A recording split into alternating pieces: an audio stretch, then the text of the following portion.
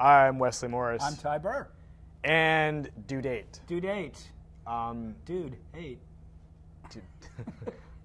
There's so many puns and yet so little time. I despise who you are at a cellular level. Okay, I've heard that before, and I'm trying to work on it.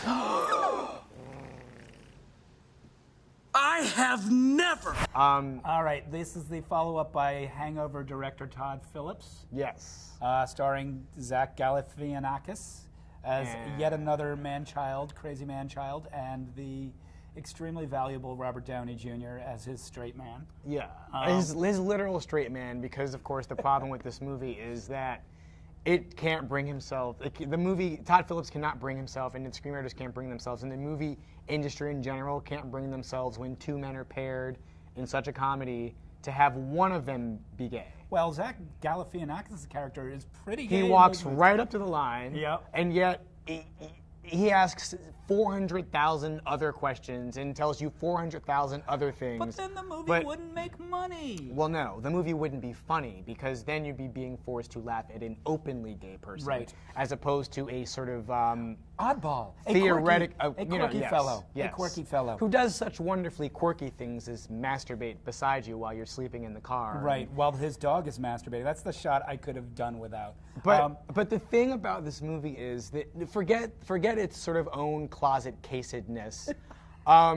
It also doesn't work as a road movie because for me at every point I'm looking logically and thinking, well, there's your problem. But in order for a road movie to work, you have to buy that they couldn't find any other way to make the trip work, especially when the two people hate each other.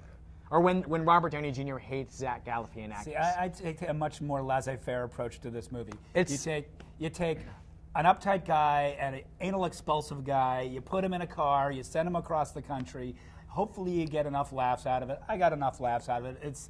It's not as funny as The Hangover. You can feel the it's cranking and cranking and cranking and cranking and cranking.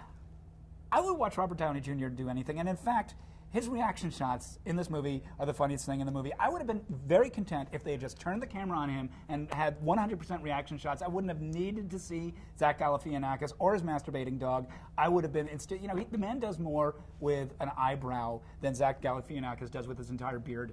I just wish that these movies, these comedies had, for lack of a better term, bigger testicles.